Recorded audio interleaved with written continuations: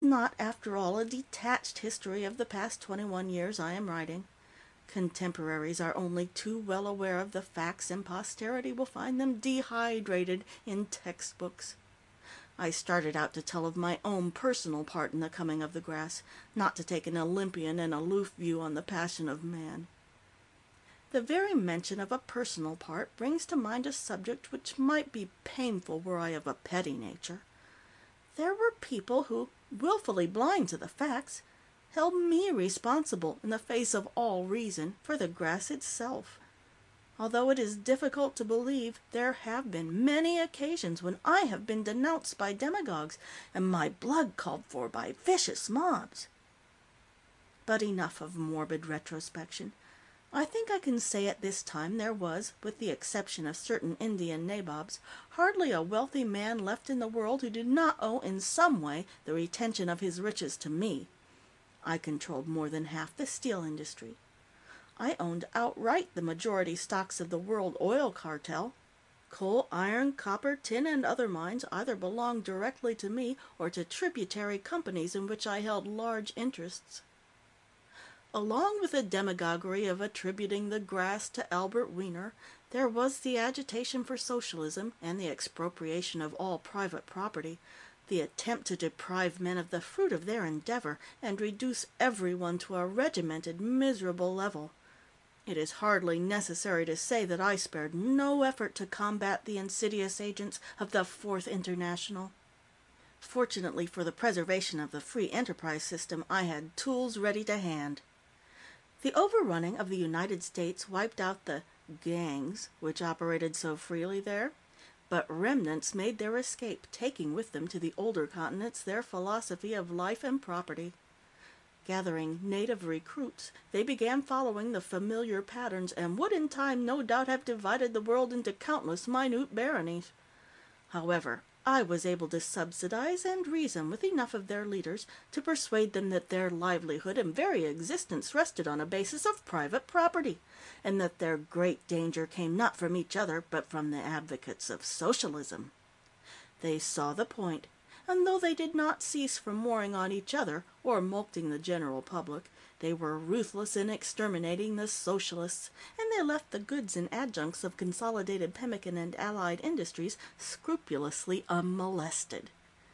Strange as it sounds, it was not my part in protecting the world from the philosophy of equality, nor my ramified properties, which gave me my unique position. Unbelievably, because the change had occurred so gradually, industry, though still a vital factor, no longer played the dominant role in the world, but had given the position back to an earlier occupant. Food was once more paramount in global economy. Loss of the Americas had cut the supply in half without reducing the population correspondingly. The Socialist Union remained self-sufficient and uninterested, while Australia, New Zealand, and the cultivated portions of Africa strove to feed the millions of Europeans and Asiatics whose lands could not grow enough for their own use. The slightest falling off of the harvest produced famine. At this point, Consolidated Pemmican practically took over the entire business of agriculture. Utilizing byproducts and crops otherwise not worth gathering, waste materials and growths inedible without processing, with plants strung out all over the 4 continents, and with tremendously reduced shipping costs because of the small compass in which so much food could be contained, we were able to let our customers earn their daily concentrates by gathering the raw materials which went into them. I was not only the wealthiest, most powerful man in the world, but its savior and providence as well. With the new feeling of security bathing the world, tension dissolved into somnolence, and the tempo of daily life slackened until it scarcely seemed to move at all. The waves of anxiety, suspicion, and distrust of an earlier decade calmed into peaceful ripples, hardly noticeable in a pond-like existence. No longer beset by thoughts or fears of wars, nations relaxed their pride. Armies were reduced to little more than palace guards, brass bands, and parade units, while navies were kept up, if periodic painting and retaining in commission a few obsolete cruisers and destroyers be so termed, only to patrol the Atlantic and Pacific shores of the lost hemisphere. The struggle for existence almost disappeared. The wage scales set by Consolidated Pemmican were enough to sustain life, and in a world of limited horizons, men became content with that. The bickering characteristic of industrial dispute vanished. Along with it went the outmoded weapon of the trades union. It was a halcyon world, and if, as cranks complained, illiteracy increased rapidly, it could only be because, with every man's livelihood assured, his natural indolence took the upper hand, and he not only lost refinements superficially acquired, but was uninterested in teaching them to his children. I don't know how I can express the golden, sunlit quality of this period. It was not an heroic age. No great deeds were performed, no conflicts resolved, no fundament-shaking ideas broached. Quiet, peace, content. These were the keywords of the era. Preoccupation with politics and panaceas gave place to healthier interests. Sports and pageants and giant fairs. Men became satisfied with their lot, and if they to a great extent discarded speculation and disquieting philosophies, they found a useful substitute in quiet meditation. Until now, I had never had the time to live in a manner befitting my station, but with my affairs running so smoothly that even Stuart Thario and Tony Preblesham found idle time, I began to turn my attention to the easier side of life. Of course, I never considered making my permanent home anywhere but in England. For all its parochialism and oddities, it was the nearest I could come to approximating my own country.